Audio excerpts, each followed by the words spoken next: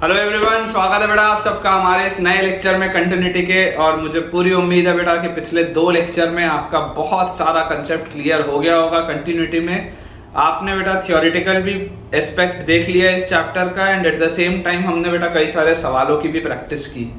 Last lecture में हम types of discontinuity पढ़ रहे थे, जिसमें ऑसिलेटरी टाइप नॉन रिमूवेबल में मुझे बताना बचा था, वो मैं आपको आज बता देता हूँ। फिर बहुत सारे आज के बेटा लेक्चर में हम क्वेश्चंस की प्रैक्टिस भी करेंगे, and at the same time जो रेलेवेंट थ्योरी आज के लेक्चर के लिए होगी वो भी हम आज ही करेंगे। So without wasting any time हम बेटा स्टार्ट करते हैं अपने लेक्चर के साथ। और जितने भी नए बच्चे इस लेक्चर को देख रहे हैं बेटा, डिस्क्रिप्शन बॉक्स में टेलीग्राम चैनल का लिंक है, उसे तुरंत ज्वाइन करिए ताकि आपको सारे लेक्चर के अपडेट्स टाइम से मिल पाए और होमवर्क के लिए प्रैक्टिस शीट्स भी आपको मिल पाए। तो ठीक है बेटा, देखिए नॉन रिमूवेबल टाइप में हमारे पास ऑसिलेटरी लिमिट्स थी, ठीक है ना। नॉन रिमूवेबल टाइप में हमारे पास ऑसिलेटरी लिमिट्स थी। तो ये वाला ऑसिलेटरी टाइप वाले में क्या होता है बेटा, लिमिट जो होता है ना, जो लिमिट होता है, limit oscillates between two finite quantities. बहुत सिंपल सा बेटा आर्टिकल है, limit oscillates between two finite quantities, ठीक है। बहुत सिंपल सा आर्टिकल। तो होता क्या है, आप इस बात को देखिए, समझने की कोशिश करिए। जैसे मान लीजिए मैं आपके लिए बेटा लिख दूं fx एक function sine of 1/x, sine of 1/x। अब ये बेटा अगर आप लिखेंगे तो देखिए 0 प्लस पे आप जाएंगे या 0 माइनस पे जाएंगे। अगर मैं आपको बोल दूं एट x इक्वल टू 0, तो समझने की कोशिश करिए 0 प्लस पर ये आपका आंसर किसकी तरफ जा रहा होगा, साइन ऑफ 1/0 प्लस, मतलब पॉजिटिव इंफिनिटी की तरफ जा रहा होगा। वैसे ही 0 माइनस पर आपका आंसर किसकी तरफ जा रहा होगा, साइन ऑफ 0 माइनस रखेंगे तो नेगेटिव इंफिनिटी की तरफ जा रहा होगा। तो बेसिकली बेटा जो आपका आंसर होगा, आपका आंसर बेटा फ्लक्चुएट करेगा, आपका आंसर फ्लक्चुएट करेगा या ऑसिलेट करेगा बिटवीन -1 एंड 1। क्योंकि साइन के अंदर का आर्गुमेंट, साइन के अंदर का बेटा आर्गुमेंट चाहे कुछ भी हो जाए, ओवरऑल आंसर कभी भी -1 और 1 के बाहर नहीं जा सकता, ठीक है ना। साइन के अंदर का आर्गुमेंट बेटा चाहे कुछ भी हो जाए, ओवरऑल आर्गुमेंट, ओवरऑल जो पूरा फंक्शन है वो हमेशा ही -1 से 1 के बीच में होगा। ये बात बिल्कुल हमको क्लियर है। सिमिलरली मान लीजिए बेटा मैं आपको fx एक फंक्शन बोल दूं cos ऑफ 1/x, तो एट x इक्वल टू 0 आप इसमें बेटा बोल सकते हैं कि cos ऑफ पॉजिटिव इंफिनिटी लिखा हो, या 0 माइनस पर भी बेटा आप देखो cos ऑफ क्या होगा, 0 माइनस भी अगर आप कर दोगे तो cos of minus theta cos theta ही होता है। पॉजिटिव इंफिनिटी की तरफ जब वैल्यू आपकी जा रही होगी, तो जब आप इनफाइनाइट की तरफ बेटा जा रहे होगे, तो इनफाइनाइट कोई ऐसा पर्टिकुलर नंबर नहीं होता, इनफाइनाइट एक बहुत बड़ी वैल्यू होती है। मतलब आप इस बात को समझिए कि अगर साइन या कॉस का आपने ग्राफ बनाया है, तो इन्फिनिटी तक आप बेटा जब पहुंचेंगे तब भी तो ग्राफ ऐसे ही होगा। मतलब जब आप इनफाइनाइट तक पहुंचेंगे, बहुत बड़ी वैल्यूज की तरफ बेटा जब आप पहुंचेंगे, तब भी तो आपका ये जो ग्राफ होगा वो फ्लक्चुएट ही हो रहा होगा -1 से 1 के बीच में। तो ऑसिलेटरी टाइप बेटा बहुत सिंपल सा होता है। ऑसिलेटरी टाइप मतलब लिमिट तो एग्जिस्ट नहीं करेगा, और जो आंसर आपके पास आएगा वो फ्लक्चुएट करेगा किसके बीच में, -1 से 1 के बीच में, या कोई भी 2 फाइनाइट क्वांटिटीज के बीच में। जनरली ऑसिलेटरी टाइप बेटा जो होता है वो साइन और कॉस में ही आता है, और वो भी है जो sign of 1/x, cos of 1/x, इस तरीके के जो आर्गुमेंट्स होते हैं। कोई बहुत ज्यादा ये इंपॉर्टेंट नहीं है बेटा, इसलिए अपन इसे बहुत ज्यादा फोकस नहीं करेंगे। बस सिंपल सी बात है, ऑसिलेटरी लिमिट मतलब जब आप इनफाइनाइट में जाएं तो आपका लिमिट फ्लक्चुएट करे 2 फाइनाइट क्वांटिटीज के बीच में, ये मतलब होता है ऑसिलेटरी लिमिट्स। चलिए सवाल देखते हैं बेटा। मेन होता है क्वेश्चन सॉल्व करना, है ना, तो अपन क्वेश्चन देखते हैं इसमें सवाल बनते हैं कैसे। क्वेश्चन आपके पास लिखा है state the number of point of discontinuities, the number of point of discontinuities, state the number of point of discontinuities, कितनी discontinuities है बेटा इसकी बात हो रही है, and discuss the nature of discontinuity, and discuss the nature of discontinuity, and discuss the nature of discontinuity, कि किस तरीके की डिस्कंटिन्यूटी है। फॉर द फंक्शन कौन सा फंक्शन हमारे पास दिया हुआ है, fx is equal to 1 upon ln mod x, fx is equal to 1 upon ln mod x। ये बेटा मेरे पास सवाल है, तो आप जरा ध्यान से सोच के देखिए, ये जो फंक्शन है आपका fx, ये फंक्शन जब x पॉजिटिव होगा तो 1 बाय ln x होगा, और बेटा जब x नेगेटिव होगा तो ये 1 by ln of minus x होगा। मॉड x जो है वो x खुलेगा या माइनस x खुलेगा अगर x पॉजिटिव है या नेगेटिव है। और आपको एक बात यहाँ पर दिखाई दे रही है कि यार x जीरो तो नहीं हो सकता कभी भी, x पॉजिटिव हो सकता है, x नेगेटिव हो सकता है, लेकिन x कभी भी जीरो नहीं हो सकता। क्यों जीरो नहीं हो सकता? क्योंकि लॉग के अंदर आर्ग्यूमेंट जो होता है वो कभी भी जीरो नहीं आ सकता। तो ये हमारे पास हमारा फंक्शन है, ठीक है। आपको बोला जा रहा है state the number of point of discontinuities and discuss the nature of discontinuity. तो डिसकंटिन्यूटीज कब कब आएंगी बेटा? डिसकंटिन्यूटी सबसे पहले तो x इक्वल टू 0 पर आपके पास आ रही है, क्योंकि x इक्वल टू 0 पर तो आपका फंक्शन डिफाइंड ही नहीं। लिमिट एग्जिस्ट करेगा या नहीं करेगा वो हम देख लेते हैं, लेकिन फंक्शन तो डिफाइंड नहीं है, ये बात तो क्लियर है। और उसके अलावा बेटा आप देख सकते हैं, देखिए x इक्वल टू 1 पर आपके पास डिसकंटिन्यूटी आएगा, ठीक है। आप अगर ध्यान से बेटा देखेंगे तो x इक्वल टू 1 पर आपके पास डिसकंटिन्यूटी आएगा, x इक्वल टू 1 पर, क्योंकि ln 1 0 हो जाएगा, 1 बाय 0 इनफाइनाइट होता है। वैसे ही x इक्वल टू माइनस 1 पर भी, x इक्वल टू माइनस 1 पर भी बेटा हमारे पास डिसकंटिन्यूटी आएगा।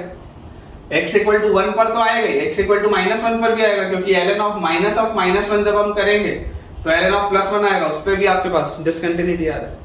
तो हमारे पास डिसकंटिन्यूटी के टोटल पॉइंट्स कितने बेटा? टोटल आपके पास पॉइंट्स है 3, एक 0 पर आ रहा है, एक 1 पर आ रहा है, एक माइनस 1 पर आ रहा है। ये 3 हमारे पास मेजर बेटा डिसकंटिन्यूटी के पॉइंट्स हैं, 0 पर, 1 पर या माइनस 1 पर। अब सबसे पहले तो आ गया number of point of discontinuities. तो यार ये तो अपने पास आ गई 3 डिसकंटिन्यूटी के पॉइंट्स हैं, 1 पर है, माइनस 1 पर है और 0 पर है।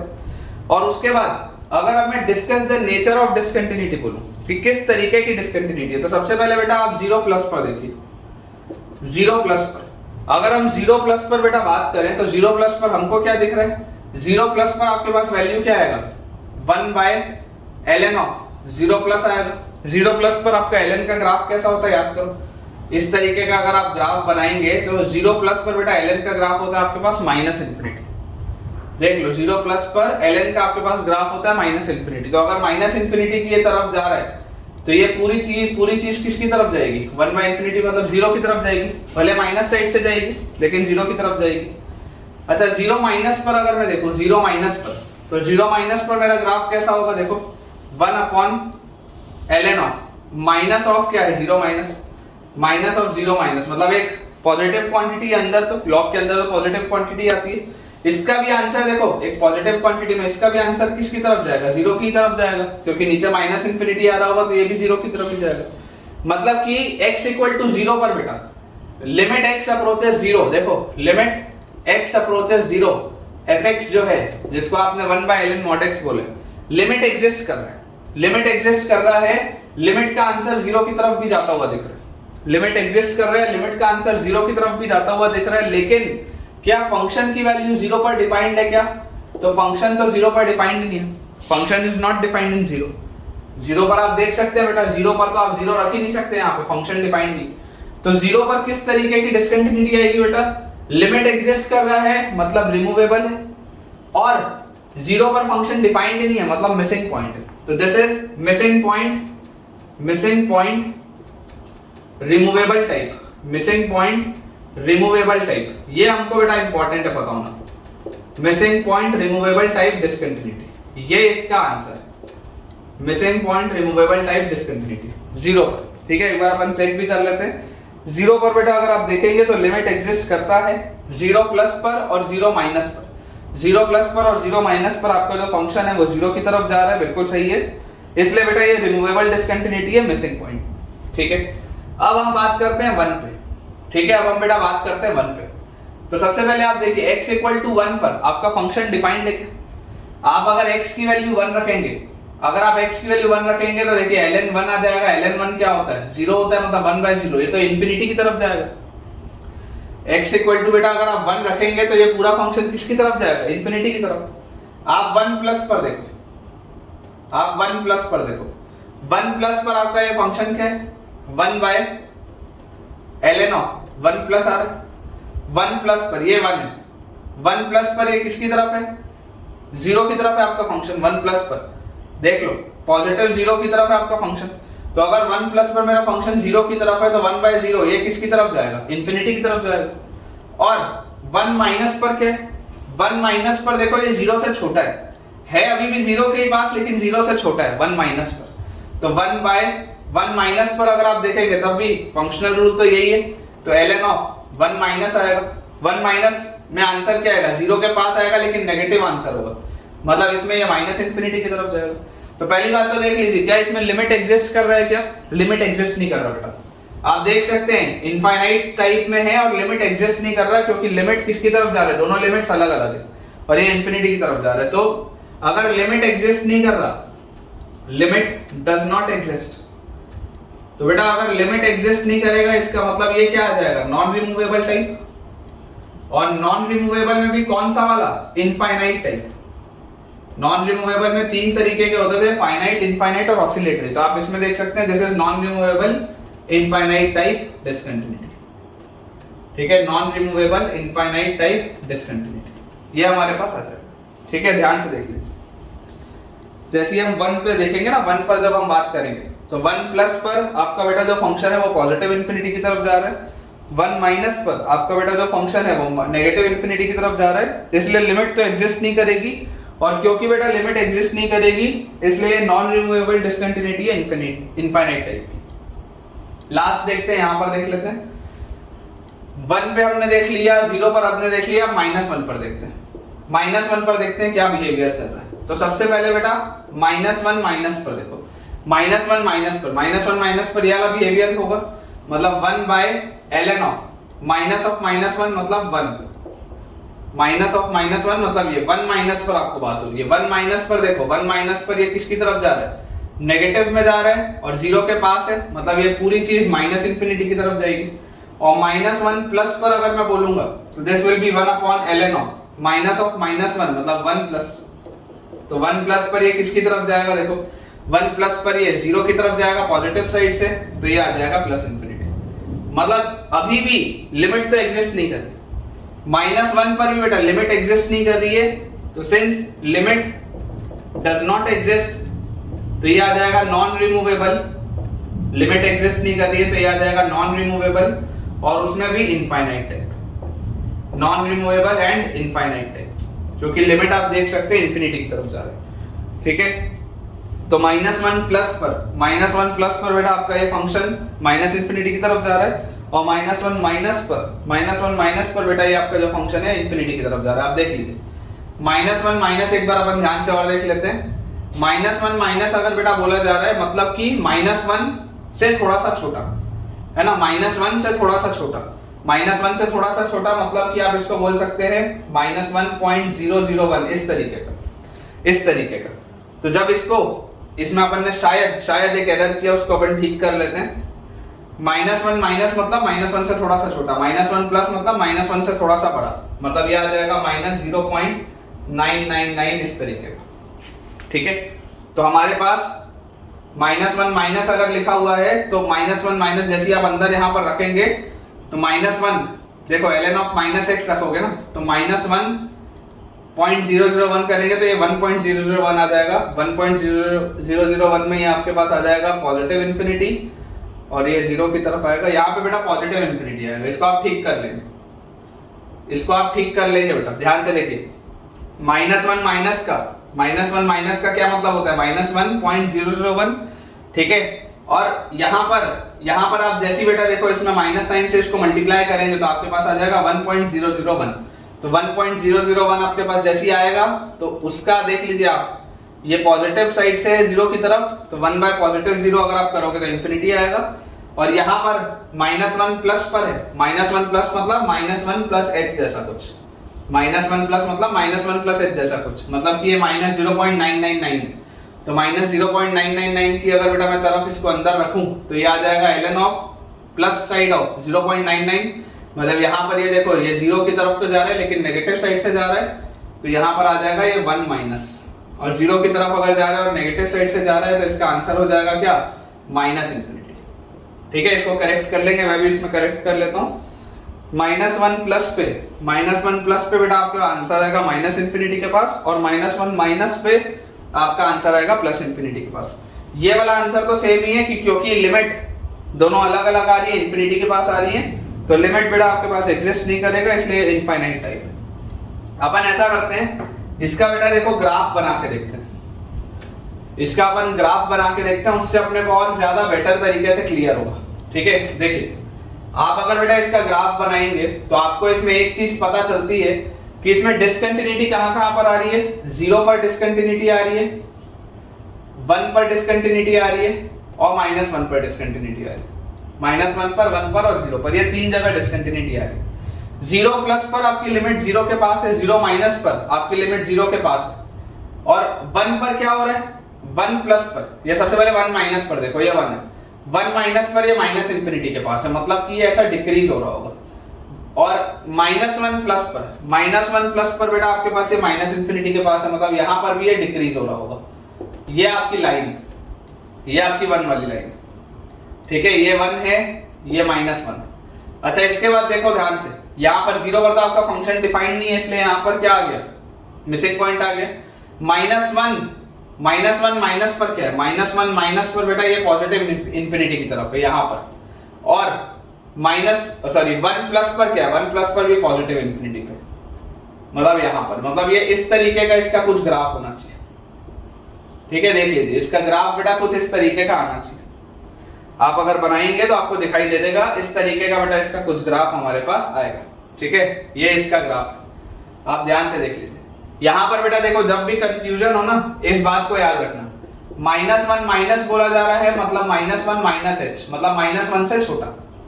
ठीक है, तो मैंने लिखा -1.001, -1 प्लस मतलब -1 से थोड़ा बड़ा, मतलब -1 प्लस h, -1 प्लस h मतलब -1 से थोड़ा बड़ा, मतलब -0.99। उसको आप जब यहाँ सब्स्टिट्यूट करेंगे तो आप सॉल्व कर पाएंगे। तो ये हो गया बेटा अपना पहला सवाल।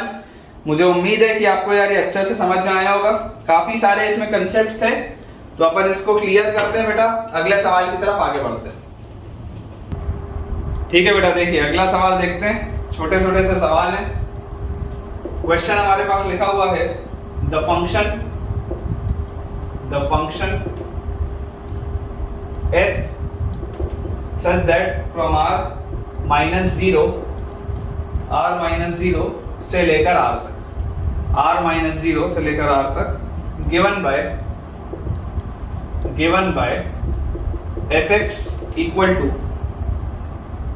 1 by x minus 2 by e raised to the power 2x minus 1, 1 by x minus 2 by e raised to the power 2x minus 1। ठीक है, ये fx बेटा आपको फंक्शन दिया हुआ है, is continuous at x equal to 0, is continuous at x equal to 0। ये आपका फंक्शन x इक्वल टू 0 पे कंटिन्यूअस है। Then find the value of f0, then find the value of f0। ठीक है, सॉल्व करते हैं बेटा। यहाँ तो अगेन मुझे ऐसा लग रहा है कि बाहर बारिश होने वाली है, काफी बढ़िया मौसम हो रखा है। ठीक है, हो सकता है आपको बिजली कड़कने की आवाज भी आए रिकॉर्डिंग में। चलिए इस सवाल को बेटा आप लोग अटेम्प्ट करिए, मैं जब तक इंक रिफिल कर रहा हूँ। इस सवाल को आप लोग अटेम्प्ट करिए, सोचिए, इस तरीके के हमने बेटा पहले भी सवाल बनाए। ठीक है, द फंक्शन f की बेटा डिफाइनिंग दी हुई है, डोमेन को डोमेन हमको लिख के दिया गया है, given by fx is equal to 1 by x minus 2 by e raised to the power 2x minus 1 is continuous at x equal to 0। अब अगर बेटा ये आपको फंक्शन कंटिन्यूअस बोला जा रहा है, ठीक है, आपको f of 0 का वैल्यू बताना है, तो हमें क्या चीज पता है बेटा, हमें ये चीज पता है कि अगर ये फंक्शन x equal to 0 पर कंटिन्यूअस होगा तो इसका लिमिट एग्जिस्ट करेगा x अप्रोचेस 0 पर। ठीक है, और इसका लिमिट बेटा जो होगा वो f of 0 के बराबर होगा। ये बेसिक डिफाइनिंग होती है, ये हमको पता होना चाहिए। तो बेटा जैसे इसका आप लिमिट निकालेंगे एज x अप्रोचेस 0, तो फंक्शन हमको लिखा हुआ है 1 by x minus 2 by e raised to the power 2x minus 1। ये मेरे पास सवाल लिखा हुआ है। मैं आपको बोलता हूँ इसको एलसीएम ले लेते हैं, एलसीएम लेके सॉल्व करते हैं तो आएगा e की power 2x minus 1 minus 2x upon x into e की power 2x minus 1 limit x approaches 0। Clearly बेटा एक चीज मुझे समझ में आती है कि e की power theta minus 1 by theta वाली प्रोफाइल होती है तो यार 2x से मल्टीप्लाई कर दें और 2x से अगर हम डिवाइड कर दें तो हमको दिखाई दे रहा है x अप्रोचेस 0, ये e की power 2x minus 1 bye 2x। यार ये वाला जो बेटा मैंने इनक्लोज किया बाउंड्री में तो 1 की तरफ जा रहा होगा, तो यहां से अपने पास आ गया this is as good as limit x approaches 0 e की power 2x minus 1 minus 2x upon 2x square.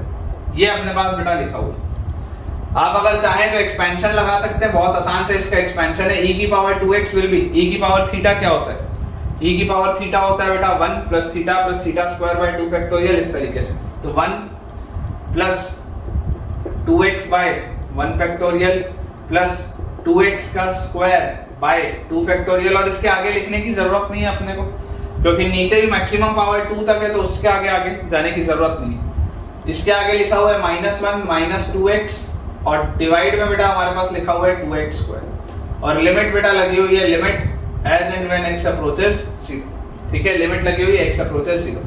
आपको दिखाई दे रहा है बेटा 1 माइनस 1 कटेगा, 2x bye 1 factorial minus 2x कटेगा और यहां से आप देख सकते हैं बेटा ये x स्क्वायर वाला टर्म इस x स्क्वायर वाले टर्म से भी कटेगा। फिर ऊपर लिखा हुआ है 2 स्क्वायर इज 4 अपॉन नीचे 2 और ये 2 नीचे भी 4। यार ये तो 1 की तरफ जा रहा है, इसका लिमिट तो 1 की तरफ जा रहा है, तो अगर बेटा इसका लिमिट 1 की तरफ जा रहा है मतलब f ऑफ 0 की भी वैल्यू क्या होगी 1 होगी। ये जो f ऑफ 0 बेटा लिखा है इसकी वैल्यू 1 होगी क्योंकि बेसिक कंटिन्यूटी का जो बेटा डेफिनेशन है वो तो यही बोलता है। ठीक है, तो इसका आंसर आएगा बेटा अपने पास 1। चलिए बोर्ड बेटा अपन क्लियर करते हैं, अगले सवाल की तरफ आगे बढ़ते हैं।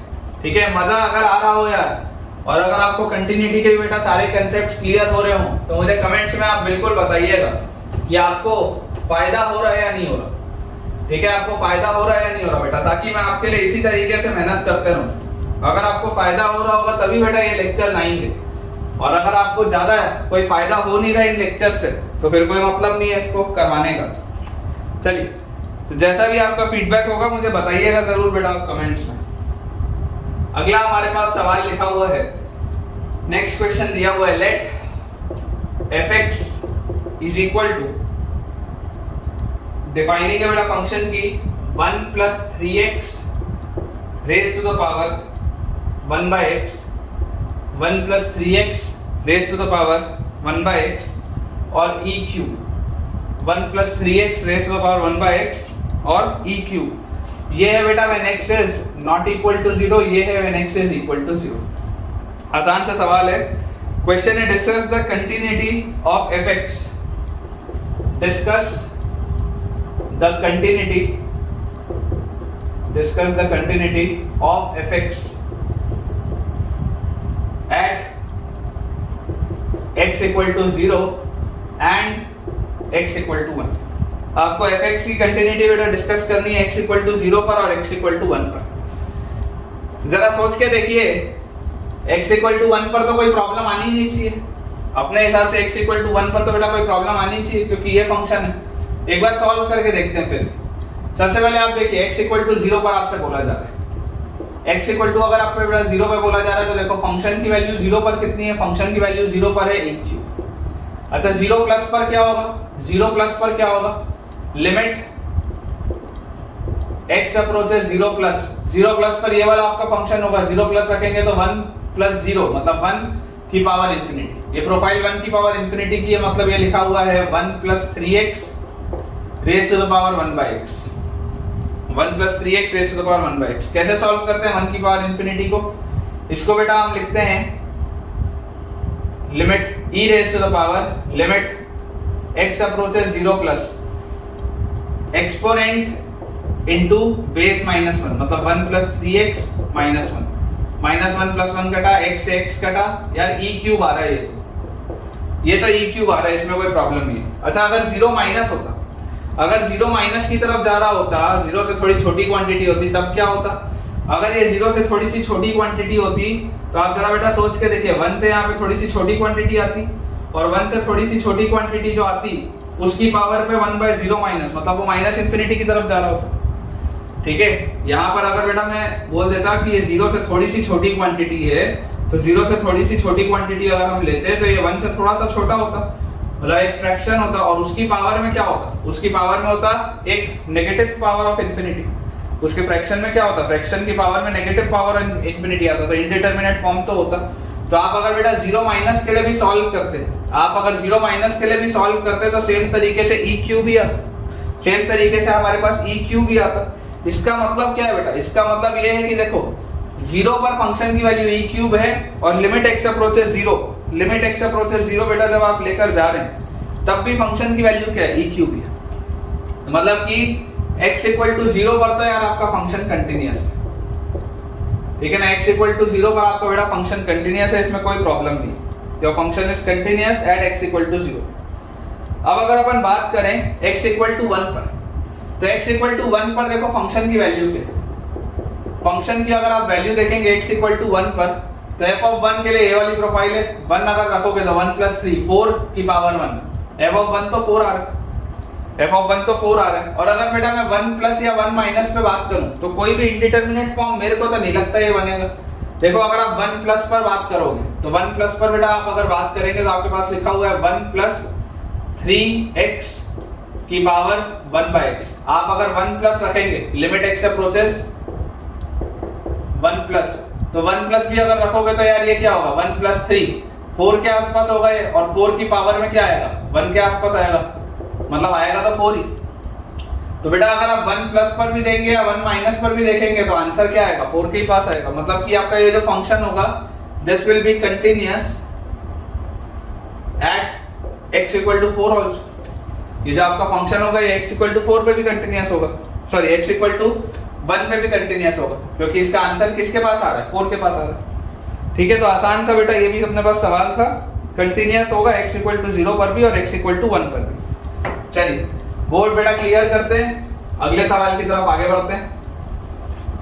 ठीक है बेटा, देखिए अगला सवाल हमारे पास लिखा हुआ है, which of the following functions, which of the following functions, which of the following functions is not continuous, is not continuous, which of the following function is not continuous for all x belonging to real number। देखिए हमारे पास बेटा options दिए हुए हैं। पहला option है under root of 2 sin x plus 3, second option है e raise to the power x plus 1 upon e raise to the power x plus 3, third option है 2 raise to the power 2x plus 1 upon 2 raise to the power 3x plus 5 whole raise to the power 5/7, और fourth बेटा हमको दिया हुआ है under root of signum x plus. अब ध्यान से बेटा समझने की कोशिश करिएगा, ठीक है, इसमें बच्चों से एरर होती है, ध्यान से आप समझने की कोशिश करिएगा। आपको बोला जा रहा है it is not continuous for all x, आपको जो भी x रखना हो उसके लिए कंटिन्यूअस नहीं होना चाहिए। अब अंडर रूट का फंक्शन, अंडर रूट के फंक्शन में बेटा डिसकंटिन्यूटी कब आती है, अंडर रूट के फंक्शन में डिसकंटिन्यूटी आती है जब 2 sin x plus 3 less than 0 हो जाएगा, तभी तो डिसकंटिन्यूटी आएगी। जब 2 sin x plus 3 less than 0 हो जाएगा बेटा तभी डिसकंटिन्यूटी आएगी, अगर अदरवाइज अगर अंदर वाली चीज हमेशा ही 0 या पॉजिटिव है तो डिसकंटिन्यूटी आ ही नहीं सकती। मतलब कि sin x को हमेशा ही -3/2 से छोटा होना पड़ेगा। क्या ये पॉसिबल है क्या कभी? क्या sin x कभी भी -3/2 से छोटा हो सकता है क्या? sin x तो कभी -3/2 से छोटा नहीं हो सकता, क्योंकि sin x तो this is not possible, this is not possible. क्यों नॉट पॉसिबल? क्योंकि यार sin x जो होता है, sin x तो हमेशा ही -1 से 1 के बीच में बंधा हुआ होता है। तो अगर sin x हमेशा ही -1 से 1 के बीच में बंधा हुआ होता है, मतलब इस वाले केस में आपका अंडर रूट तो जो होगा, under root is always positive, इसका मतलब तो ये कि under root is always positive. तो अगर बेटा अंडर रूट हमेशा ही पॉजिटिव है तो आपको इस तरह कभी प्रॉब्लम नहीं आएगी। मतलब पहला ऑप्शन तो हमेशा कंटिन्यूअस है ना, आपको नॉट कंटिन्यूअस बोला जा रहा है, पहला ऑप्शन क्या आ रहा है, this is a continuous function, ये हमेशा कंटिन्यूअस है फॉर ऑल x, आपको जो रखना है आप रख सकते हैं। अगला हमारे पास देखिए फंक्शन लिखा है e raise to the power x plus 1 by e raise to the power x plus 3। अब जरा सोच के देखिए, एक रैशनल फंक्शन डिसकंटीन्यूअस कब होगा? ये बेटा डिसकंटीन्यूअस होगा when denominator is equal to 0। Discontinuity का पॉइंट कब आएगा? When denominator is equal to 0। जरा सोच के देखिए, क्या e raise to the power x कभी भी -3 के बराबर हो सकता है क्या e raise to the power x कभी -3 के बराबर हो सकता है क्या? ये तो नहीं हो सकता, क्योंकि e raise to the power x का जो ग्राफ होता है यार, ये तो हमेशा ही पॉजिटिव होता है। मतलब e raise to the power x का इवन 0 नहीं हो सकता कभी, ये तो हमेशा ही 0 से बड़ा होता है, पॉजिटिव क्वांटिटी होती है। क्या ये -3 के बराबर हो सकता है? नहीं हो सकता। तो अगर ये -3 के बराबर नहीं हो सकता, मतलब कि यार ये तो न्यूमरेटर भी हमेशा पॉजिटिव है, डिनोमिनेटर भी हमेशा पॉजिटिव है, तो यार ये तो कभी भी डिसकंटीन्यूअस नहीं होगा किसी भी x के। मतलब this function is also a continuous function. ये भी हमारे पास बेटा कैसा एक फंक्शन है, कंटीन्यूअस फंक्शन है हमेशा ही। इसके बाद 2 raise to the power 2x plus 1 upon 2 raise to the power 3x plus 5। इसको जरा सोच के देखिए, सेम लॉजिक से बेटा, सेम लॉजिक से आप अगर एक एक्सपोनेंट वाला फंक्शन रख रहे हैं, यार ये 2 raise to the power 2x तो हमेशा पॉजिटिव होगा ना, ये 2 raise to the power 3x तो हमेशा ही पॉजिटिव होगा, ये तो कभी नेगेटिव नहीं हो सकता। तो अगर बेटा ये चीज हमेशा ही पॉजिटिव है, तो यार ये तो पूरा फंक्शन हमेशा क्या आएगा? पॉजिटिव आएगा। तो अगर ये पूरा फंक्शन हमेशा पॉजिटिव आएगा, इसका मतलब ये भी एक हमेशा ही कंटीन्यूअस फंक्शन। इसका मतलब डी ऑप्शन ही आंसर होना चाहिए, क्योंकि यार डिसकंटीन्यूअस कौन सा होगा ये पूछा जा रहा है, मतलब डी ऑप्शन ही होना चाहिए। ठीक है ना, आंसर तो डी ऑप्शन होना चाहिए। अब कैसे होना चाहिए वो देखो, कैसे होना चाहिए। मैं आपको बेटा ये बोलता हूं कि यार ये डिसकंटीन्यूअस कब होगा? When will this function be discontinuous? तो मैं आपको बोलता हूँ यार, सबसे पहले तो आप मुझे 0 पर सोच के बताओ, 0 पर, क्योंकि सिग्नम x का प्रॉब्लम आता है कहाँ पर? 0 पर आता है। सिग्नम x का प्रॉब्लम 0 पर आता है। आप अगर 0 पर निकालेंगे, x की वैल्यू अगर 0 होगी, ये अगर मान लीजिए ये पूरा फंक्शन fx है, ये पूरा अगर बेटा फंक्शन fx है, तो अगर x की वैल्यू 0 होगी तो f ऑफ 0 क्या आएगा? f of 0 will be signum 0 is 0 plus 1 root 1 मतलब 1।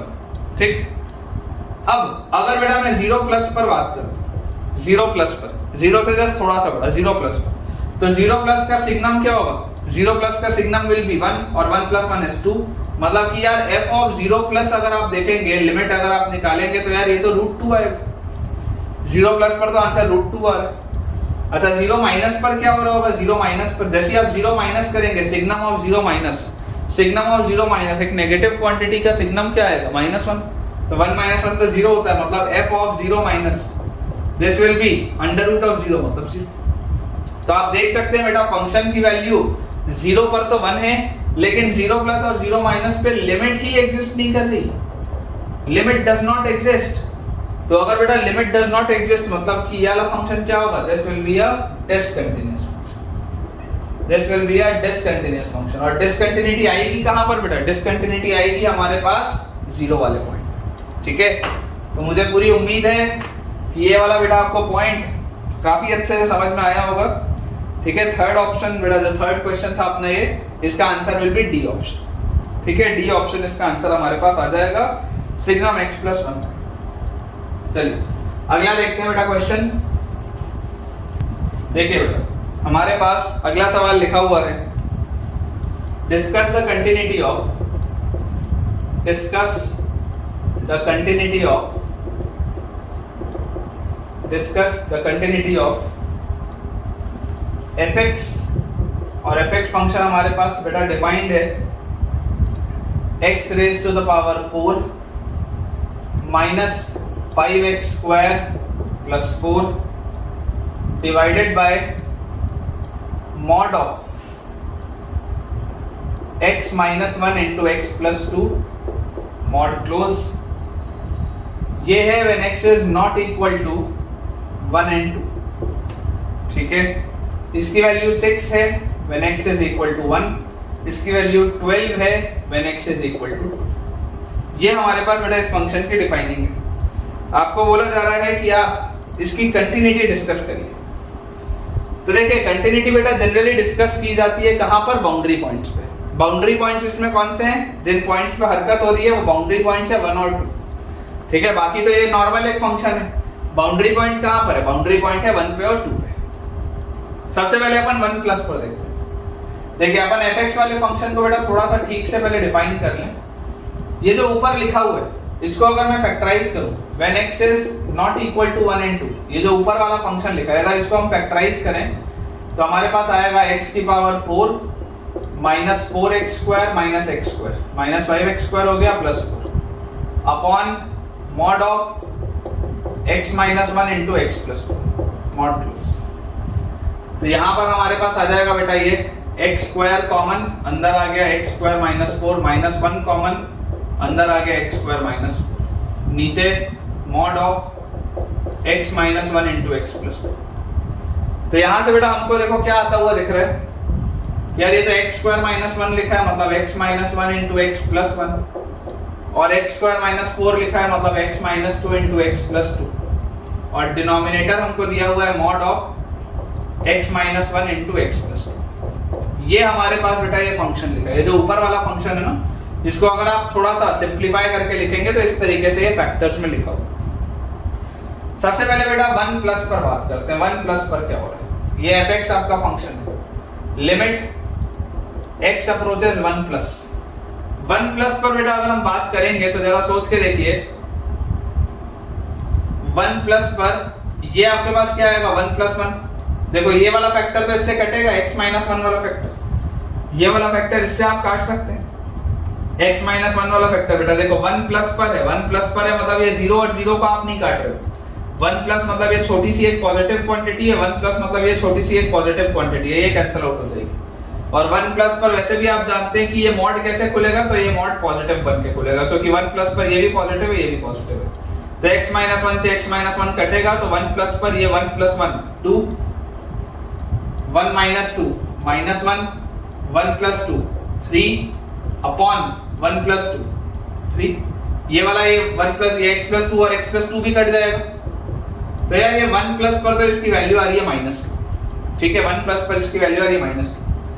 अच्छा 1 माइनस पर क्या होगा, लिमिट x अप्रोचेस 1 माइनस, देखो ओरिजिनली यहाँ पर मॉड लगा हुआ था, अब अगर मैं 1 माइनस पर बात करता हूँ तो 1 माइनस पर मुझे यहाँ पर बेटा दिख रहा है कि 1 माइनस पर ये तो पॉजिटिव है, लेकिन 1 माइनस जब मैं रखूंगा तो 1 माइनस पर ये वाला ब्रैकेट नेगेटिव हो जाएगा, तो मॉड कैसा खुलेगा बेटा, मॉड नेगेटिव होके खुलेगा, मॉड आपके पास नेगेटिव होके खुलेगा। तो अगर बेटा मॉड नेगेटिव होके खुलेगा, आप देखो 1 माइनस पर भी ये वाला फैक्टर कैंसिल आउट होगा, 1 माइनस पर भी ये वाला फैक्टर बेटा कैंसिल आउट आपके पास होगा, तो 1 माइनस पर आपके पास क्या आ रहा है, 1 माइनस पर ये आ जा रहा है कितना, 1 माइनस मतलब ये 2 आ जाएगा, फिर 1 माइनस अगर मैं रखूंगा तो ये आ जाएगा -1, और नीचे एक -1 है ही मेरे पास, नीचे एक -1 है ही बेटा मेरे पास, यहाँ ये वाला एक -1 मेरे पास बचा ही, तो यहां से बेटा आपके पास आंसर इसका लिमिट किसके बराबर आ जा रहा है, 2 के बराबर आ जा रहा है, मतलब कि लिमिट एग्जिस्ट ही नहीं कर रही, लिमिट डज नॉट एग्जिस्ट, ठीक है। लिमिट अगर बेटा एग्जिस्ट नहीं कर रही इसका मतलब देखो ये वाला कौन सा वाले टाइप में आ जाएगा, नॉन रिमूवेबल, नॉन रिमूवेबल में भी कौन सा वाला, फाइनाइट टाइप, इसमें जंप कितने का आएगा 4 का आएगा, जंप ऑफ डिसकंटिन्यूटी, तो हमारे पास आ गया यार कि डिसकंटिन्यूअस है किस पे, 1 पे, तो डिसकंटिन्यूअस आ गया ये 1 पे, ये बात तो श्योर है, discontinuous at x equal to 1, क्योंकि x इक्वल टू 1 पर इसकी वैल्यू 6 है, 1 प्लस पर इसकी वैल्यू -2 है, 1 माइनस पर इसकी वैल्यू +2, ये बात श्योर। अब अपन बेटा देखते हैं 2 पर, तो 2 पर फंक्शन की वैल्यू 12 है, 2 प्लस पर देखते हैं। अगर आप बेटा 2 प्लस पर देखेंगे, सबसे पहले यहाँ पर तो हम वापस से मॉड लगा लेते हैं, ओरिजिनली मॉड लगा हुआ था। अब अगर आप बेटा 2 प्लस पर देखेंगे तो देखिए 2 प्लस पर ये भी पॉजिटिव ये भी पॉजिटिव, तो मॉड तो पॉजिटिव बन के खुलेगा, कोई दिक्कत नहीं। अच्छा x प्लस 2 से x प्लस 2 वाला फैक्टर कट जाएगा, x माइनस 1 से x माइनस 1 वाला फैक्टर कट जाएगा, x प्लस 1 क्या है, x प्लस 1, 2 रखोगे तो 2 प्लस 1 3, और 2 रखोगे तो 2 प्लस में ये किसकी तरफ आएगा, ये 0 की तरफ आएगा, मतलब यार ये पूरा आंसर तो 0 की तरफ जा रहा है, 2 प्लस पर ये पूरा आंसर आपका बेटा 0 की तरफ जा रहा है, ठीक है। 2 माइनस पर देखो क्या होगा, 2 माइनस पर मॉड ओरिजिनली लगा हुआ था, 2 माइनस पर अगर आप बेटा बात करेंगे 2 माइनस h, तो यहाँ पर 2 माइनस h करेंगे तब ये पॉजिटिव है, 2 माइनस h करेंगे तब ये भी पॉजिटिव है, तो मॉड तो पॉजिटिव ही खुलेगा, मॉड पॉजिटिव ही खुलेगा, x प्लस 2 से x प्लस 2 का फैक्टर कट जाएगा, ठीक है।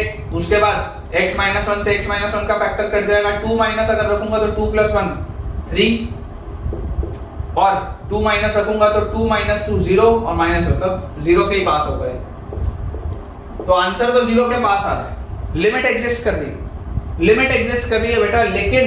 लेकिन आप देख सकते हैं कि फंक्शन की वैल्यू उस पर कुछ और है। फंक्शन की वैल्यू क्या है? 12। लिमिट एग्जिस्ट कर रही है, लिमिट एग्जिस्ट कर रही है मतलब ये होगा रिमूवेबल टाइप, रिमूवेबल टाइप। और क्योंकि फंक्शन की वैल्यू कुछ और है, फंक्शन भी डिफाइंड है मतलब आइसोलेटेड पॉइंट, रिमूवेबल टाइप में भी आइसोलेटेड पॉइंट, ठीक है। तो लिमिट आपकी एग्जिस्ट कर जाएगी बेटा, और आंसर इसका क्या आ जाएगा, मतलब ये डिसकंटिन्यूअस है x = 2 पर, ठीक है। ये पहली वाली जो डिसकंटिन्यूटी है वो नॉन रिमूवेबल है, और नॉन रिमूवेबल में भी कौन सी वाली है? फाइनाइट टाइप है, जंप ऑफ डिसकंटिन्यूटी 4 का है। और ये वाली जो बेटा डिसकंटिन्यूटी है ये रिमूवेबल है, और रिमूवेबल में कौन सी वाली है बेटा? आपके पास आइसोलेटेड पॉइंट, ठीक है। चलिए, तो मुझे उम्मीद है कि आपको ये समझ में आया होगा बेटा। कंटिन्यूटी हमने इसकी डिस्कस कर ली है। ये जो आपका फंक्शन है ये डिसकंटिन्यूअस आएगा x = 1 पर भी और x = 2 पर भी। अब एक अपन सवाल और बेटा करते हैं, ये मैच द कॉलम टाइप का सवाल है, मजा आएगा इसमें। देखिए बेटा, हमारे पास अगला हमारा जो सवाल है वो लिखा हुआ है, मैं आपको 2 कॉलम बना देता हूं, ठीक है। ये कॉलम 1 है और यहां पर लिख लेते हैं अपन कॉलम 2। कॉलम 1 में बेटा हमको दिए हुए हैं, पहला हमको दिया हुआ है फंक्शन fx = 1/x - 1। दूसरा बेटा हमको फंक्शन दिया हुआ है fx = x³ - x upon x² - 1। तीसरा बेटा हमको फंक्शन दिया हुआ है fx = mod of x - 1 upon x - 1। और फोर्थ बेटा जो हमको फंक्शन दिया हुआ है that is fx = sin of 1/x - 1, sin of 1/x - 1। Options बेटा दे देता हूं। पहला ऑप्शन है रिमूवेबल डिसकंटिन्यूटी, RD मतलब रिमूवेबल डिसकंटिन्यूटी, ठीक है। दूसरा है नॉन रिमूवेबल डिसकंटिन्यूटी, है ना, NRD मतलब नॉन रिमूवेबल डिसकंटिन्यूटी। उसके बाद तीसरा ऑप्शन है jump of discontinuity, jump of discontinuity. फिर फोर्थ ऑप्शन बेटा हमको दिया हुआ है discontinuity, discontinuity due to vertical asymptote, due to vertical asymptote. Vertical asymptote मतलब बेटा जब इंफिनिटी या माइनस इंफिनिटी की तरफ जाता है, ड्यू टू वर्टिकल एसिम्पटोट, ठीक है। वर्टिकल एसिम्पटोट मतलब जब कोई वैल्यू माइनस इंफिनिटी या इंफिनिटी की तरफ जाती है। उसके बाद पांचवा ऑप्शन है मिसिंग पॉइंट डिसकंटिन्यूटी। तो मिसिंग पॉइंट किस में आता है बेटा? रिमूवेबल में आता है। और आखिरी ऑप्शन बेटा हमको दिया हुआ है ऑसिलेटिंग डिसकंटिन्यूटी। ऑसिलेटिंग किस में आता है? नॉन रिमूवेबल में, ठीक है। तो ये अपने पास बेटा ऑप्शंस दिए हुए। अब हमको बेटा बोला जा रहा है सबसे पहले वाले सवाल को अपन देखिए एक एक करके बनाना चालू करते हैं। फर्स्ट वाले में हमको बोला जा रहा है fx है 1/x - 1, fx है 1/x - 1, ठीक है। इसमें अगर बेटा हमको डिसकंटिन्यूटी देखनी है तो डिसकंटिन्यूटी कहां पर आएगी? x = 1 पर आएगी, एट x = 1 पर डिसकंटिन्यूटी आएगी। और आप देख सकते हैं कि x = 1 पर आपका फंक्शन ही डिफाइंड नहीं, f(1) इज नॉट डिफाइंड। अच्छा, 1+ पर और 1- पर क्या बिहेवियर चल रहा है? 1+ पर अगर आप देखोगे तो आप 1+h रखोगे, 1+h रखोगे तो लिमिट h अप्रोचेस 0, 1+h रखोगे तो 1/1+h - 1, ये बेटा इंफिनिटी की तरफ जा रहा है। 1- पर अगर रखोगे तो limit h approaches 0, 1/1 - h - 1, h approaches 0, 1/∞ और ये माइनस इंफिनिटी की तरफ जा रहा है। तो एक बात तो श्योर हो गई कि लिमिट एग्जिस्ट नहीं करती, ठीक है। Limit does not exist, limit does not exist. और लिमिट ही अगर एग्जिस्ट नहीं कर रही है मतलब नॉन रिमूवेबल होगा, नॉन रिमूवेबल होगा मतलब कि ये क्यू ऑप्शन तो आएगा ही आएगा। अच्छा, नॉन रिमूवेबल में बेटा अपने पास 3 तरीके का होता है, फाइनाइट होता है, इनफाइनाइट होता है और ऑसिलेटिंग होता है। तो इनफाइनाइट वाला किसके में होता था? वर्टिकल एसिम्पटोट में। इनफाइनाइट वाला discontinuity due to vertical asymptote, vertical asymptote मतलब जिसमें कोई एक लिमिट इंफिनिटी की तरफ जाती थी, तो मतलब एस ऑप्शन भी इसका आएगा, ठीक है। तो अपने पास पहले वाले का बेटा, पहले वाले का आंसर हो गया Q एंड S, बिल्कुल सही, ठीक है ना। पहले वाले का तो आंसर आ जाएगा बेटा ए ऑप्शन का, ए वाले का Q एंड S, बिल्कुल सही। अगला देखते हैं, सेकंड वाला बेटा देखते हैं अपन। सेकंड वाले में हमको क्या लिखा हुआ है? सेकंड में हमको दिया हुआ है fx, B option, fx is equal to X cube minus X upon X square minus 1। अब इसमें बेटा मैं क्या चीज जानता हूं, मुझे तो यार ये चीज इसमें पता है कि यार x की वैल्यू 1 और -1 तो हो ही नहीं सकती डिनोमिनेटर में। x की वैल्यू 1 और -1 तो हो ही नहीं सकती। तो अगर 1 और -1 नहीं हो सकती तो 1 और -1 पर तो आपका फंक्शन भी डिफाइंड नहीं है ना, फंक्शन नॉट डिफाइंड 1 और -1 पर। अच्छा 1 प्लस पर क्या है? 1 प्लस पर अगर आप देखेंगे तो यार 1 प्लस पर आप इस फंक्शन को कैसे लिख सकते हैं? x common x square minus 1 upon x square minus 1। अब देखो 1 प्लस पर अगर आप देखोगे मतलब 1 से बड़ी क्वांटिटी तो x स्क्वायर माइनस 1 और x स्क्वायर माइनस 1 तो काट सकते हो। 1 प्लस पर आंसर आएगा 1, 1 माइनस पर आंसर क्या आएगा? 1 माइनस पर, ये वाला फैक्टर कटेगा तो 1 माइनस पर भी आंसर क्या आएगा? 1। मतलब लिमिट तो एग्जिस्ट करती है, लिमिट एग्जिस्ट करती है। अच्छा इसके बाद अगर हम बेटा अगला पॉइंट देखें -1 पे, तो -1 प्लस पर, -1 प्लस पर अगर आप देखेंगे तो ये वाला फैक्टर तो अभी भी कटेगा। -1 प्लस पर इसका आंसर क्या आएगा? -1, और -1 माइनस पर भी इसका आंसर क्या आएगा? -1। मतलब लिमिट यहाँ भी एग्जिस्ट करती है, लिमिट यहाँ पर भी बेटा एग्जिस्ट आपकी कर रही है, ठीक है, लिमिट एग्जिस्ट कर। अब अगर बेटा लिमिट एग्जिस्ट कर रही है तो जरा सोच के देखिए, फंक्शन आपका डिफाइंड नहीं है लेकिन लिमिट एग्जिस्ट कर रही है। लिमिट एग्जिस्ट कब करती है? जब रिमूवेबल डिसकंटिन्यूटी होती है। अगर हमारे पास रिमूवेबल टाइप ऑफ डिसकंटिन्यूटी आएगी तो लिमिट एग्जिस्ट करेगा। और जब ऐसे वाले केस में बेटा लिमिट एग्जिस्ट करता है, ठीक है, तो आपके पास देखिए ये रिमूवेबल डिसकंटिन्यूटी तो आ गई, मतलब पी ऑप्शन तो आ गया आपके पास, ठीक है। नॉन रिमूवेबल ये नहीं है, इसमें जंप भी आएगा, देख लो जंप ऑफ डिसकंटिन्यूटी भी आएगा इसमें। यहाँ पर एक सेकंड, जंप आता है किसमें? जंप आता है बेटा जब लिमिट एग्जिस्ट ना कर रही हो। लिमिट यहाँ पर अगर एग्जिस्ट कर गई तो जंप तो नहीं आएगा, लिमिट एग्जिस्ट कर गई तो बेटा जंप तो नहीं आएगा, ठीक है।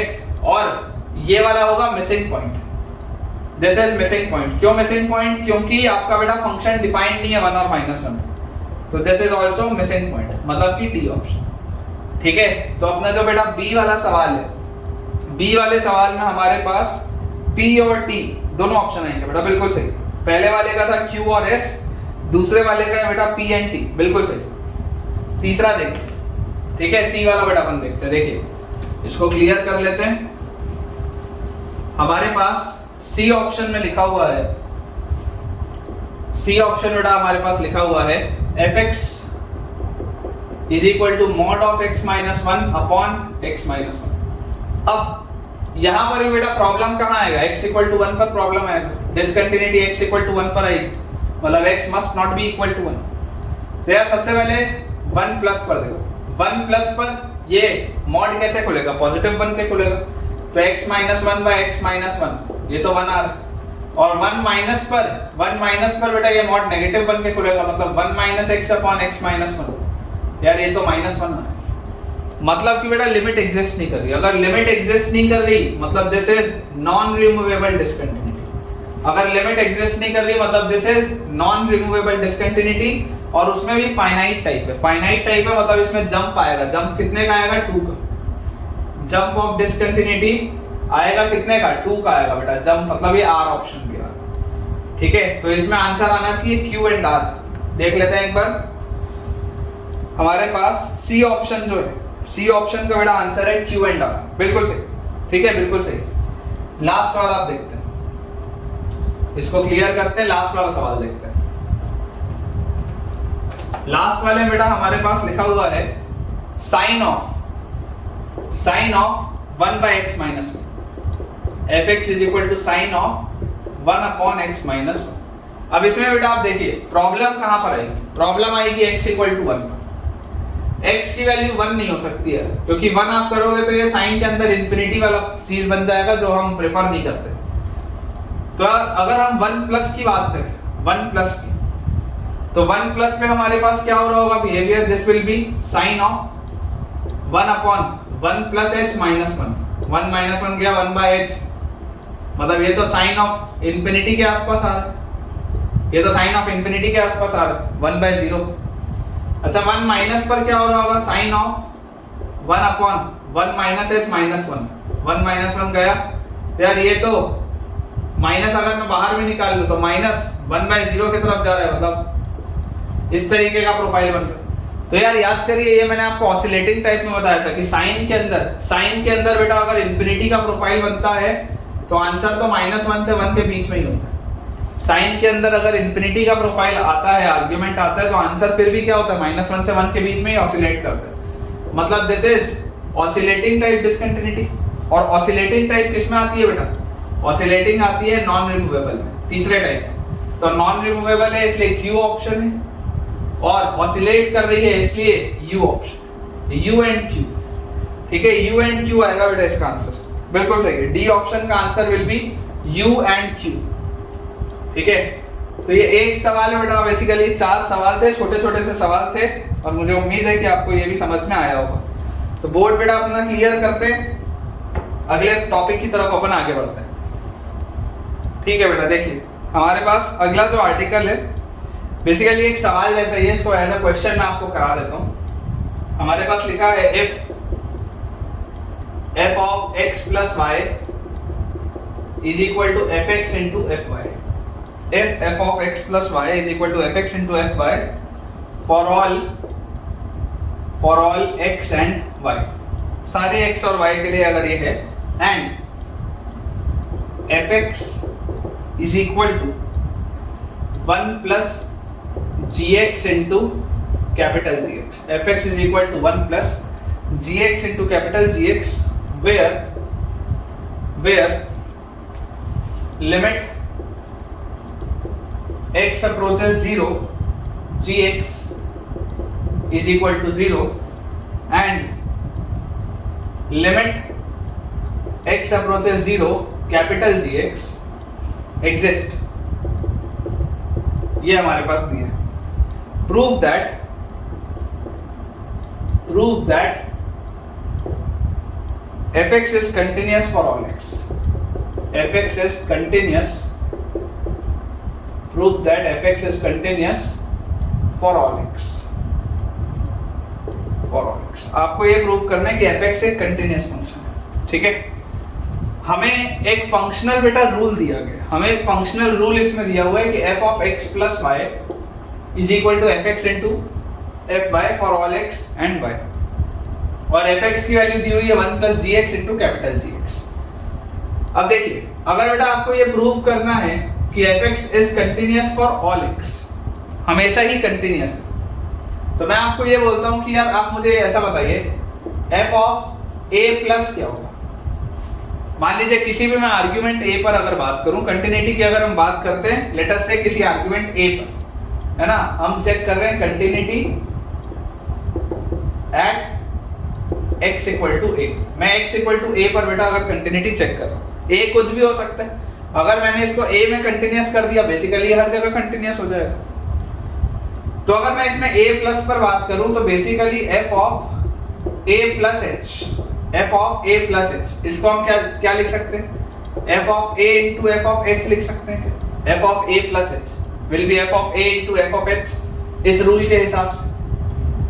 और यहां से बेटा मैं आपको ये बोल सकता हूं कि यार देखिए f of h को आप क्या लिख सकते हो, a एक कांस्टेंट नंबर, a कोई एक कांस्टेंट नंबर रहता है, f of a तो कुछ कांस्टेंट होगा, बेसिकली वेरिएबल क्या है, h है। ये जो a प्लस में मैंने h लगाया, ये h वेरिएबल है, f of a तो कांस्टेंट नंबर है, तो ये f of h को मैं क्या लिख सकता हूँ, also f of h will be 1 plus g of h into capital G of h, जिसमें ये h किसकी तरफ जाता है, 0 की तरफ जाता है, ये h 0 की तरफ जाता है, ये h 0 की तरफ जाता है, यही बात तो है। a प्लस में जो लिखा हूँ, ये h लिखा हूँ, ये h किसकी तरफ जाएगा, 0 की तरफ जाएगा। तो f of h को आप लिख सकते हैं 1 plus gh into capital Gh। अब मुझे बेटा बोला जा रहा है लिमिट x approaches 0। देखिए अगर आप लिमिट इसकी निकालें, limit x approaches a plus, तो f of a plus मैंने निकाला, ठीक है, ये fx बेसिकली आप निकाल रहे हैं ऐसा, ठीक है। Limit x approaches a plus fx अगर आप निकालते तो आप f of a plus h लिखते और यहाँ पर लिखते लिमिट h approaches 0, आप लिखते f of a plus h, और यहाँ पर भी आप लिखते limit h approaches 0 fa into F H. fa एक कांस्टेंट है वो बाहर आ जाएगा और fh जो है उस पे आपने लिमिट लगा दी। तो यहां से बेटा देखिए ये अगर मैं लिख सकता हूं तो मेरे पास क्या लिखा हुआ है, यहां से मेरे पास लिखा हुआ है f ऑफ a बाहर आ गया, कांस्टेंट है क्योंकि अंदर लिखा है limit h approaches 0 f of h। और इस f ऑफ h को आप क्या रख सकते हैं, इस f ऑफ h को बेटा आप रख सकते हैं 1 plus gh into capital GH, 1 plus GH into capital GH, ये आप लिख सकते हैं। तो यहां से बेटा हमारे पास क्या आ जाएगा, f of a multiplied by limit, limit को अगर मैं अंदर ले जाऊं तो this will B 1 plus limit, 1 तो कांस्टेंट है फर्क नहीं पड़ेगा, h approaches 0 g of h into limit h approaches 0 capital G of h। अब आपको बेटा एक चीज दिख रही है, आपको क्या दिख रहा है, आपको यार ये दिख रहा है कि लिमिट h अप्रोचेस 0 gh तो क्या था, देख लो लिमिट h अप्रोचेस 0 gh क्या था, 0 था, मतलब ये तो यार 0 की तरफ जा रहा है। और लिमिट h अप्रोचेस 0 gh क्या था, एग्जिस्ट था, मतलब ये कोई एक फाइनाइट क्वांटिटी होगी, ये एग्जिस्ट करती है। तो 0 multiplied by a finite quantity, यार ये तो 0 आएगा, 0 multiplied by a finite quantity बेटा ये तो आपके पास 0 आएगा। और अगर ये 0 आएगा तो फाइनल आंसर देखो क्या आ रहा है, limit x approaches a plus जो आपने निकाला था fx, इसको आपने पूरा का पूरा सॉल्व किया तो ये किसके बराबर आ रहा है, f ऑफ a के बराबर आ रहा है। यहां पर देख लो f of a into 1 f of a के बराबर है। तो ये आ गया मेरे पास क्या, a प्लस पर, ये वाली बेटा जो पूरी की पूरी मैंने चीज सॉल्व की है ये अपने पास आ जाएगा किस पे, a प्लस पर आ जाएगा। ठीक है, आई होप बेटा आपको ये पॉइंट ठीक से समझ में आ रहा होगा। अब इसके बाद अगर मान लो बेटा मैं a माइनस पर बात करूं, limit x approaches a minus fx, a plus पर मैंने बात कर ली, a प्लस पर तो fa के बराबर है। a माइनस पर बेटा अगर मैं बात करूंगा सेम तरीके से तो मेरे पास आएगा limit h approaches 0 f of a minus h, जहां पे h क्लियरली 0 की तरफ जा रहा है तो this will be limit h approaches 0। अच्छा f of a minus h को आप क्या लिख सकते हैं, f of a minus h can be written as fa into f of minus h, fa into f of minus h, ये आप लिख सकते हैं यहां से। और यहां से बेटा देखिए आप इसको लिख सकते हैं fa बाहर limit h approaches 0 f of minus h, और ये f ऑफ माइनस h क्या होगा, f of minus h will be basically 1 plus g of minus h into capital G of minus h, ये मेरे पास आएगा।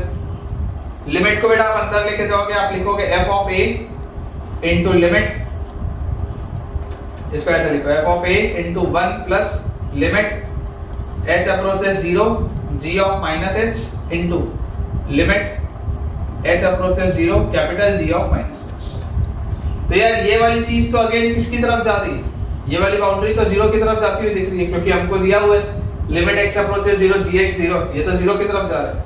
मतलब ये भी देखो किसके बराबर आ गया, f ऑफ a के बराबर, मतलब कि limit x approaches a minus fx, this is equal to limit x approaches a minus fx, ये पूरी चीज इसके बराबर आ गई, ये भी तो fa ही आ रहा है। तो a प्लस पर जो लिमिट आ रही है बेटा fx की, वही लिमिट a माइनस पर आ रही है और वही चीज फंक्शन की वैल्यू के बराबर है। तो यार यही तो डेफिनेशन था, कंटिन्यूटी का डेफिनेशन क्या था बेटा, यही तो था। ठीक है, तो इस तरीके से अगर मान लीजिए हमारे पास कोई फंक्शनल रूल वाला भी सवाल है तो उसको हम बहुत आराम से बना सकते हैं, ये इस सवाल से बेटा हमको सीखने को मिलता है। चलिए नेक्स्ट सवाल की तरफ बेटा अपन आगे बढ़ते हैं।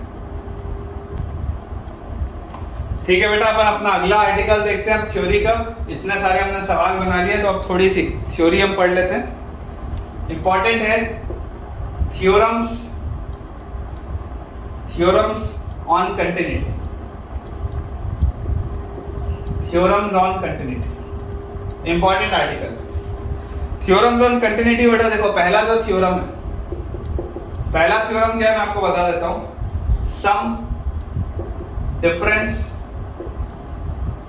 Product and quotient, sum difference product and quotient of two continuous functions, of two continuous functions, sum difference product and quotient of two continuous functions is always a continuous function, is always a continuous function। This is always a continuous function, ठीक है। However ये आपको पता भी है, basic सी बात है। However hx अगर मान लीजिए एक फंक्शन हो fx by gx, rational function है fx by gx, this will be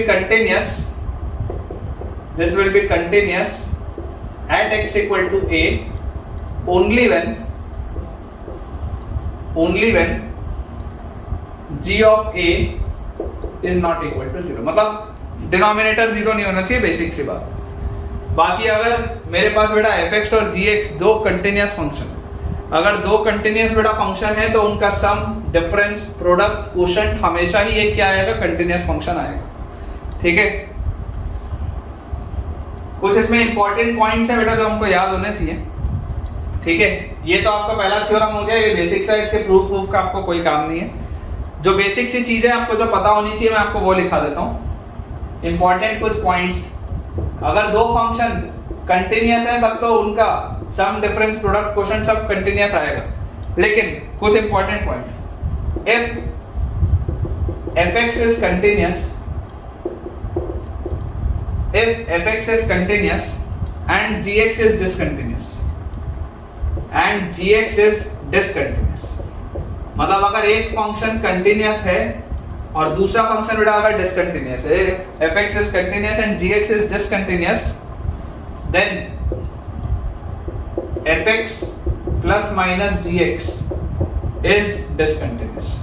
ये इंपॉर्टेंट है,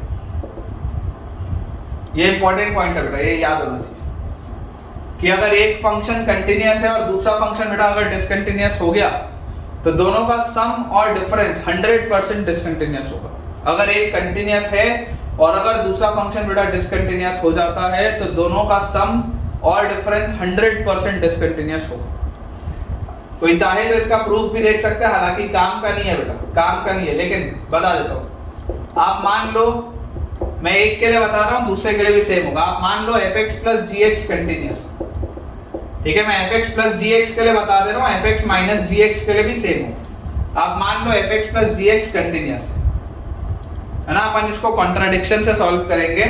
तो मैंने मान लिया late fx plus gx is continuous at some x equal to a, मान लो वो एक कंटिन्यूअस फंक्शन है x equal to a, तो आप क्या बोलेंगे, when limit x approaches a fx plus gx, limit x approaches a fx plus gx क्या आ जाएगा, f of a plus g of a, ये आ जाएगा मेरे पास। अगर ये कंटिन्यूअस फंक्शन है दोनों ही, अगर मैं पूरे fx plus gx को कंटिन्यूअस बोल देता हूं तो f of a plus g of a आ जाएगा। अब since fx is continuous, आपको दिया हुआ है since fx is continuous, तो मुझे क्या चीज पता है, अगर fx कंटिन्यूअस है तो therefore limit x approaches a fx will be equal to f of a, ये होगा। देखो ये आपके पास इक्वेशन 1 मान लो, इसको आप इक्वेशन 2 मान लो, सब्ट्रैक्ट करो। इक्वेशन 1 में से इक्वेशन 2 को सब्ट्रैक्ट करो बेटा, आपके पास क्या आ जाएगा, limit x approaches a, LHS को देखो, LHS में limit x approaches a fx plus gx और माइनस fx, लिमिट हमने कॉमन ले ली। जैसे आप लिमिट डिस्ट्रीब्यूट करते हैं वैसे आप कॉमन भी ले सकते हैं। तो fx plus gx minus fx, this will be equal to fa plus ga minus fa। तो दिखाइए, आपको दे रहा होगा बेटा fa से माइनस fa कटेगा, fx से माइनस fx कटेगा, तो आपके पास क्या आ गया, आपके पास तो यहाँ से आ गया limit x approaches a gx is equal to ga आ गया, और ये चीज आ रही है तो यहाँ से आ गया this implies gx is continuous, this implies gx is continuous। आपने जो माना, आप जो मान के इसको बेटा प्रूव करना चालू किया, आपके पास तो gx कंटिन्यूअस आ गया, लेकिन gx क्या है, बट gx is discontinuous। आपने माना कुछ था और किया कुछ, बट gx क्या है बेटा, gx is discontinuous। therefore अपना जो assumption है वो गलत है, और therefore fx plus gx क्या होगा, fx plus gx is discontinuous। हमने fx plus gx को बेटा कंटिन्यूअस मान के सॉल्व किया, कंटिन्यूअस मान के सॉल्व किया तो gx भी कंटिन्यूअस आ गया, लेकिन आपको बेटा सवाल में दिया हुआ है कि gx एक डिसकंटिन्यूअस फंक्शन है, इसकी वजह से हमारा अजम्पशन जो था वो गलत हो गया और इस वजह से बेटा gx क्या होगा, डिसकंटिन्यूअस होगा, तो fx प्लस gx भी डिसकंटिन्यूअस आएगा। आप अगर चाहें तो इसको इससे भी प्रूव कर सकते हैं, ठीक है ना, f माइनस gx वाले को भी आप इसी तरीके से प्रूव कर सकते हैं, कोई दिक्कत की बात नहीं। तो ये बहुत सिंपल सा पॉइंट था। देखिए जब ये आपको जो चीज याद होनी चाहिए मैं आपको वो बता दे रहा हूं, जब fx आपका कंटीन्यूअस है और gx भी आपका कंटीन्यूअस है, जब fx कंटीन्यूअस है और gx भी कंटीन्यूअस है तो उनका सम, डिफरेंस, प्रोडक्ट, कोशेंट सब कंटीन्यूअस होगा।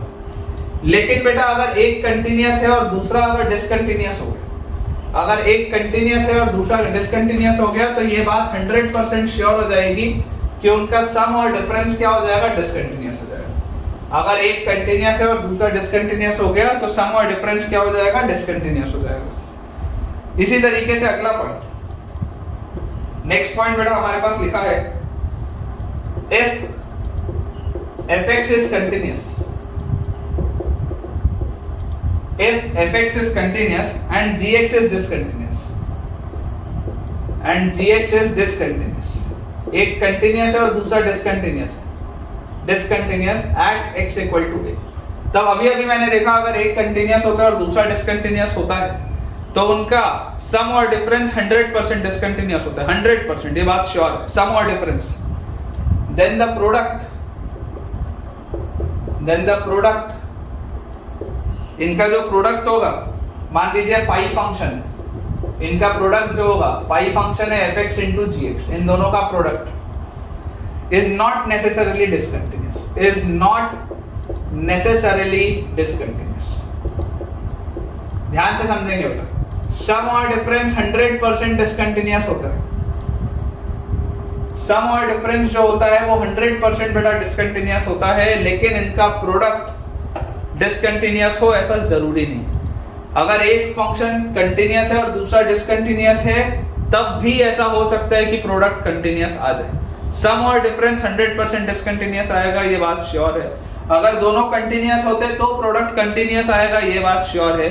लेकिन अगर एक कंटीन्यूअस है और दूसरा डिसकंटीन्यूअस है तो दोनों का प्रोडक्ट जरूरी नहीं है हमेशा ही डिसकंटीन्यूअस हो, वो कंटीन्यूअस भी हो सकता है और डिसकंटीन्यूअस भी हो सकता है। इसका एग्जांपल बेटा देखो मैं आपको लेके बताता हूं। मान लीजिए आपके पास fx एक फंक्शन दिया हुआ है x, और gx बेटा आपके पास एक फंक्शन दिया हुआ है sin of 1/x when x is not equal to 0 and 0 when x is equal to 0।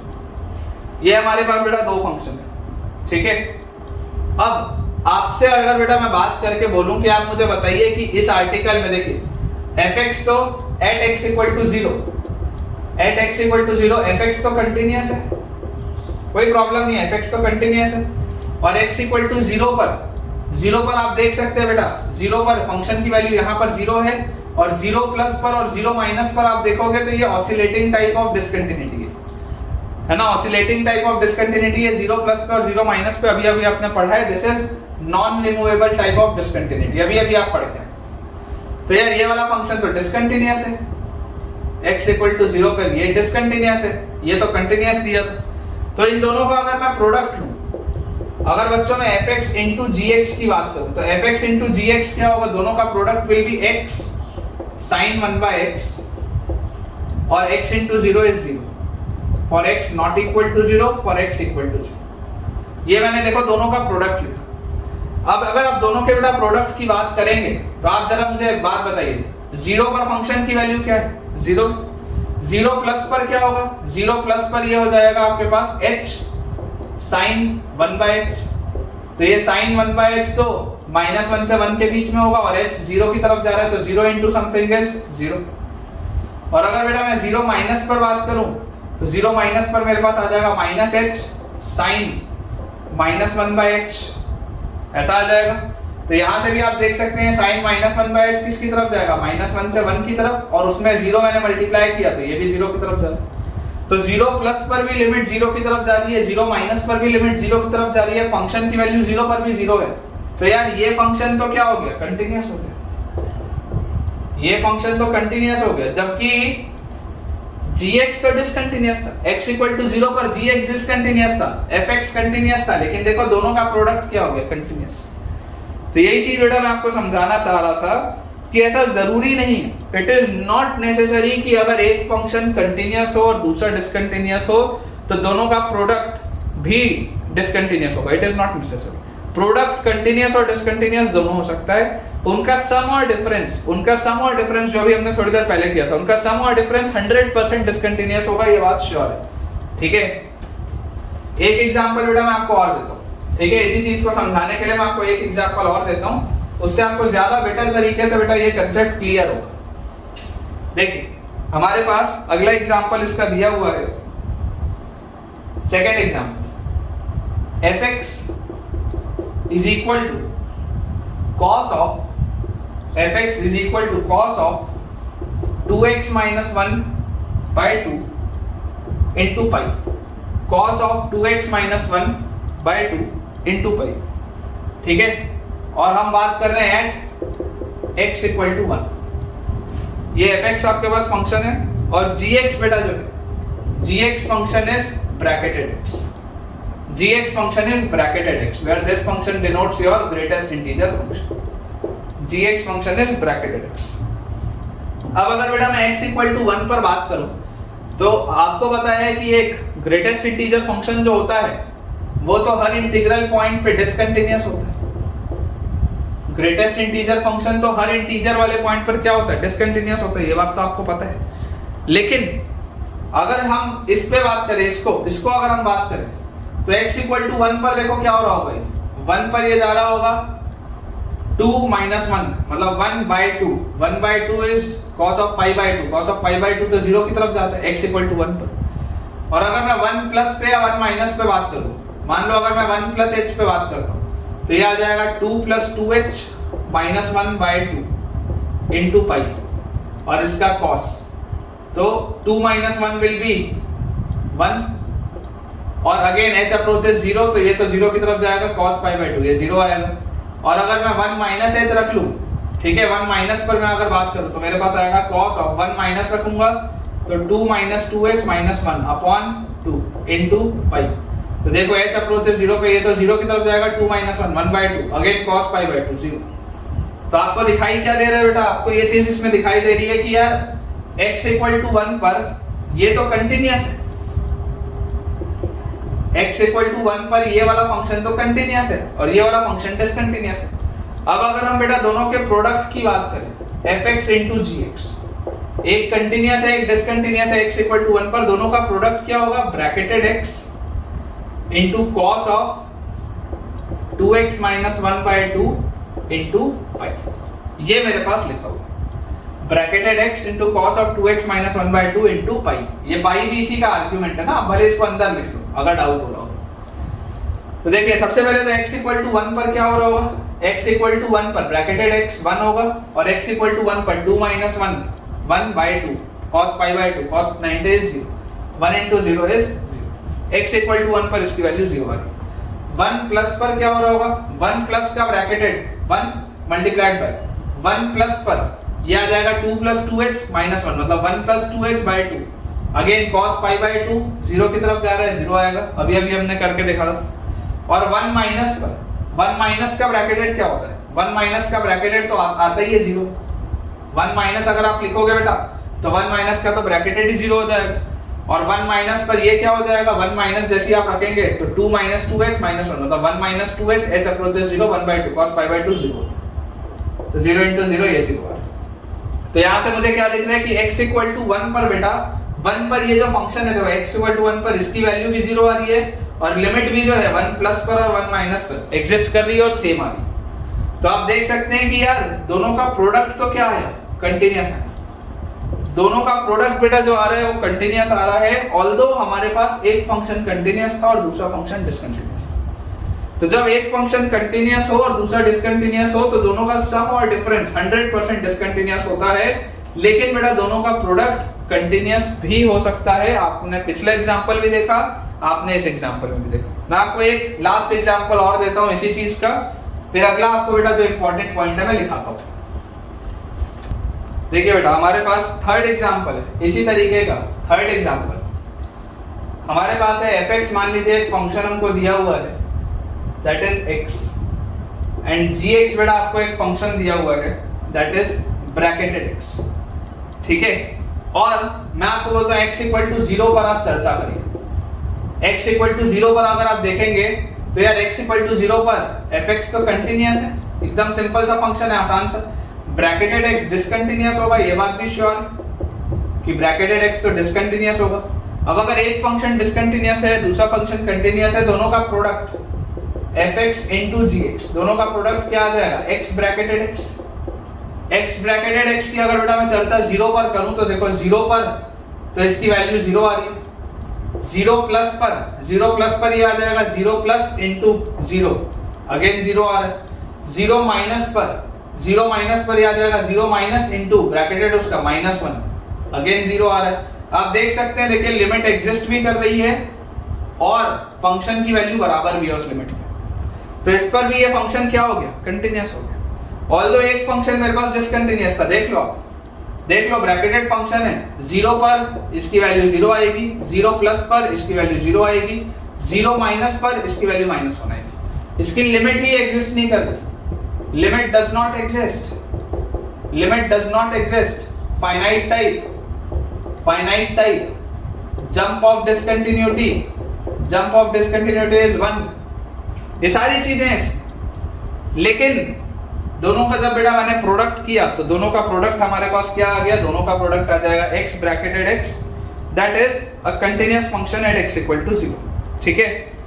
तो बेटा आज के लिए मुझे ऐसा लगता है कि हम इससे ज्यादा नहीं आगे बढ़ाते अपना लेक्चर, आज के लिए इतना आई बिलीव सफिशिएंट है। ऑल्दो कल वाले लेक्चर से थोड़ा छोटा है लेकिन चलेगा, आज के लिए इतना सफिशिएंट है। और अगर आपको बेटा आज का लेक्चर पसंद आया है तो वीडियो में ज़रूर बेटा मुझे आप कमेंट्स करके बताइएगा कमेंट सेक्शन में कि आपको आज का लेक्चर कैसा लगा। और अभी तक जो हमने बेटा 3 लेक्चर कंटिन्यूटी के पढ़े हैं, उसको पढ़ने के बाद आपका कॉन्फिडेंस इंक्रीज हो रहा है या नहीं हो रहा कैलकुलस वाले पोर्शन में, ये ज़रूर बेटा आप मुझे बताइएगा। अगर आप एक सीरियस एस्पिरेंट है तो, है ना, मुझे आप इस चीज़ को बिल्कुल बताइएगा। अगर वीडियो पसंद आया हो तो वीडियो को लाइक करना, चैनल को सब्सक्राइब करना और दोस्तों के साथ इस वीडियो के लिंक को शेयर करना बिल्कुल भी ना भूलें। और नए बच्चों के लिए बेटा मैंने पहले ही बोल दिया है, टेलीग्राम चैनल ज्वाइन करिए, डिस्क्रिप्शन बॉक्स में आपको उसका लिंक दिख रहा है, ताकि आपको सारे लेक्चर के अपडेट समय से मिल पाएं और होमवर्क के लिए प्रैक्टिस शीट्स भी आपको मिल पाएं। Thank you.